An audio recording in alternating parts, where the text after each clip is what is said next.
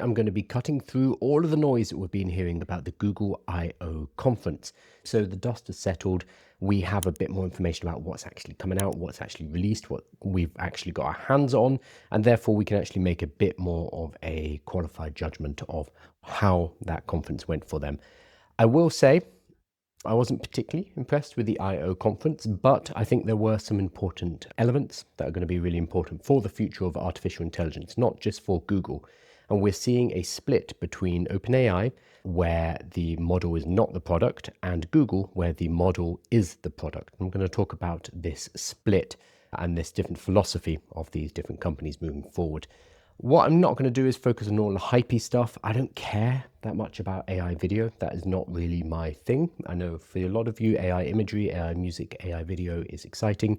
Therefore, maybe the new models from them are cool for you. I'm not going to talk about them. I'm going to be talking about what's relevant for business, what's relevant for us personally, and what we can actually use for our day-to-day work. I know it's the boring stuff, but I think it's important. So let's jump in. Overall, the presentation was very Google. I don't know if you've ever watched any Google conferences before, but they are very flashy. They have very nicely prepared presentations. They have beautiful graphics and images, but they don't tell us that much. It's kind of the opposite of an OpenAI conference, which you've probably seen clips from OpenAI conferences. They're very scrappy, kind of unprofessional because they have engineers who aren't necessarily trained public speakers. They don't have media training come up. And I actually prefer the scrappy, kind of crappier version that OpenAI do, whereas Google are a well-oiled machine. It means everything works well, everything looks fantastic, but the actual substance is less than at an OpenAI event. I think the important part here is what they are showing us they're doing in the future. It is not just about the model. They released a new model, Gemini 3.5 Flash, which people aren't very excited about, but I think what's important is where it is being put. So we have to remember that Google is kind of the default. Google has distribution. Google have been around for many, many years, and they have built up a large user base. I think the best modern example of distribution being more important than the quality of your product is Slack versus Teams. If any of you have used Microsoft Teams, I'm sorry, you know how terrible a product it is, but it is still the norm for a lot of industries because Microsoft, who make Microsoft Teams, have distribution. So something like Slack is a better messaging tool. It is a objectively better product, yet it is not used by as many people. This is one of my favorite charts to show the difference or the importance of distribution versus product quality. Having the best product is not that important if you have distribution. So this is Microsoft Teams, which started in 2017 and then just rocketed up to these poor people who have to use Microsoft Teams on an everyday basis, whereas Slack is slowly growing, well, not even compared to the exponential rise of Microsoft Teams, but it does remind us, a stark reminder, that the product quality is not that important if you have distribution. And that is what Google have. They have a massive user base. Anyone who uses Google, that's pretty much the world, except China. Anyone who uses Android telephones, again, that is a dominant operating system. Anyone who uses Chrome inside of their computer, again, it is the dominant browser. They have a massive surface area. They have distribution already. And that's what the other AI companies are fighting for at the moment. Google don't have to. They have it already. So the default often beats the favorite. It doesn't matter if you have a better product if you don't have the distribution. And remember that Google owns many, too many products. They have a strategy of releasing a huge amount of stuff. And we're seeing this in AI right now, where there's a confusion of different products out there. And people are like, well, should I be using AI Studio, or should I be using Spark, or should I be using the other ones, Jules, Opal, Antigravity? These are all their different AI products for vibe coding, just one submarket. And the answer is, well, we don't really know. They just kind of throw a lot of spaghetti at the wall and see what sticks. Google have always done this. This is how they work. They did the same with chat applications and video conferencing. So they had Hangout, they had Google Meets, they had Google, like a whole proliferation, and then they fall and collapse into one product. That is happening again. I saw this tweet actually from this guy here, which I think he's joking, but he is right about this, because Google's current product line for artificial intelligence is incredibly confusing. He says, it's in Gemini, just create it in AI Studio. Oh, no, that's for your personal Google One account. For Workspace, you need Gemini Business. No, not Gemini Advanced. That's AI Pro now. Unless you need AI Ultra. Oh, agents. You do that in Spark, actually. No, not Gemini API Managed Agents. That's different. For coding, use Jules. Unless you mean the agentic IDE. That's Antigravity. No, not the old Antigravity. They have a new one. Download the new one. Actually, Gemini command line interface has been deprecated. Use the anti-gravity command line interface. No, the Flash model is smarter than the Pro model, unless you need Pro. He is joking, but he's not wrong. They have a similar problem to Microsoft right now, where Microsoft have called everything a Copilot, so you never know what Copilot you're meant to be using. Google are kind of going in that direction as well, where it's confusing to know which artificial intelligence product you should be using at any time. They have too many doors. There's too many ways into their products. So they did also release a new model, and this is Gemini Flash 3.5, not Pro, but Flash. So the Flash models tend to be their quicker models, and then the Pro models, obviously, are the heavy-duty models. And generally, people are not that impressed. If we go to artificial analysis, which is an independent benchmarking website, we can see that it falls roughly here. So they have it as 55.3 in the Artificial Analysis Intelligence Index, which puts it below Quen, puts it below GPT 5.4, below Gemini 3.1 Preview, which is a Google model, below Claude Opus 4.7 Max, and obviously below GPT 5.5 in extra high. So it's fallen behind all of the current state-of-the-art models. However, it is a Flash model. It is meant to be fast. It's meant to be cheap too, which it isn't, bizarrely. So when they release the Pro version of this, it will probably become the new state-of-the-art. Now, obviously, these kind of benchmarks don't mean that much. It's about when you actually use it. And when people have been using Gemini 3.5 Flash, the general consensus is it's very fast. Sorry. So for the actual model itself, we're going to jump over to artificial analysis. This is a independent benchmark where they test all the different models and work out what is the most intelligent. Obviously, we have to take benchmarks with a pinch of salt, and it's really up to our usage and what we find it useful for. But Gemini 3.5 Flash is coming in slightly under all of the other state-of-the-art models. So it's under Quen 3.7, it's under GPT 5.4, it's under Gemini 3.1 Pro Preview as well. So this is the high-end Gemini 3.1 Pro model, and it's obviously under Opus 4.7 and GPT 5.5. It is, however, supposedly better than Claude Sonnet 4.6, which is still a very, very good model. But overall, it is not a new state-of-the-art model. That is to be expected to a certain extent because this is a Flash model. This is not a Pro model. They will, I imagine, in the next couple of weeks release the Pro model, which, at least on the benchmarks, will very likely come in ahead of GPT-5 and Opus 4.7. But then, obviously, it all begins again. We get GPT 5.6, we get Opus 4.8, whatever. There will be a new one. Remember, it just keeps getting better all the time. But people have been surprised that Google have done such a big announcement and not released a model that beats everything else out there, especially in coding. People are saying that in coding, it is generally terrible. It's actually worse than Codex's inbuilt model, Composer 2.5, which is a model created by a non-gigantic laboratory. It's created by the Cursor team.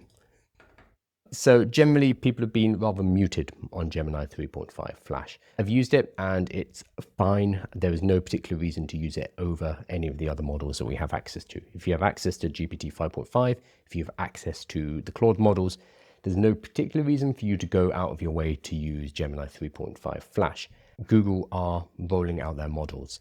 For them, they have a gigantic infrastructure. They have all of the different surfaces that we've been talking about, and they are embedding their model directly into these surfaces. So they're embedding it inside Chrome, inside Android, inside search, and I'm going to talk about that because it's incredibly important.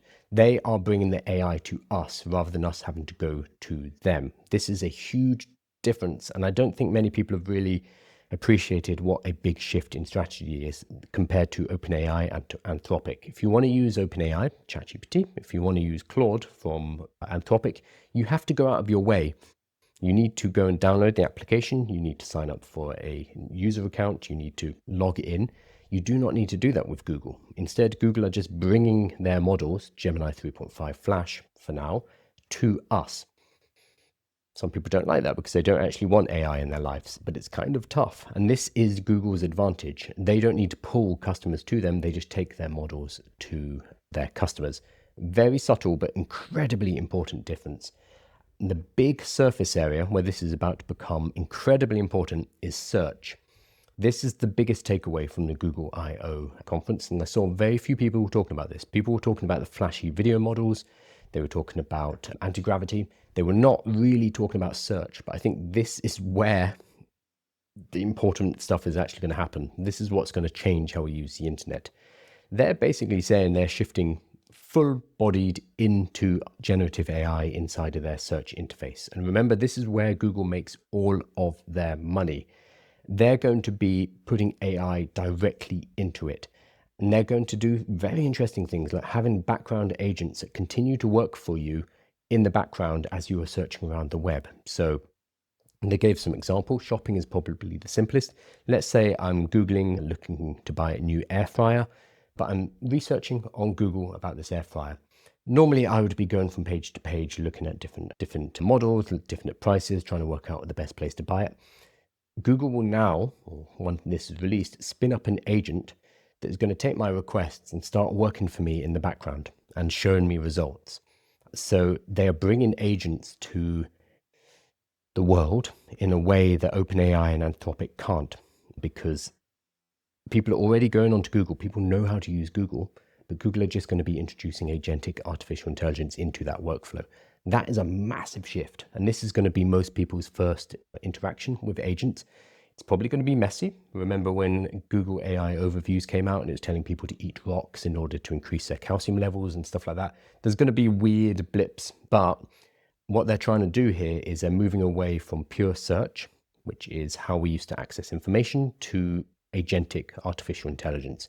And they're going to be embedding it directly into their main product, which is Google Search. This is incredibly brave because this is where all of their money comes from. Google, people think of Google as a tech company, and they kind of are, but their money comes from advertising. They are an advertising company, and they make a lot of money doing that. Here is this is 2025's quarter 4 income statement. You can see ad revenue is $82 billion. So that's Google search advertising. That is YouTube and AdMob, which is like ad agents. That is 82 billion out of the 113 billion total, which is an obscene amount of money for one quarter. So they are, 70% of their revenues come from advertising. They are an advertising company. This Google Cloud down here, this is like Workspace, Enterprise, Android, Chrome OS, other APIs, that will include artificial intelligence. What they are doing and what they have to do is they need to cannibalize their ad revenue from Google search, which is 63 billion here of their 82 billion. They know that generative AI is going to destroy that search revenue. If people stop using search to find information and they use generative AI to find information, then Google ceases to exist.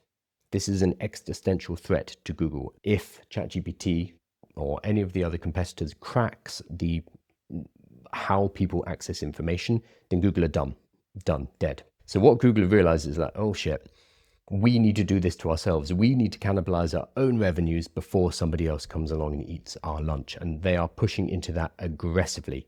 That means they need to replace these advertising revenues with artificial intelligence.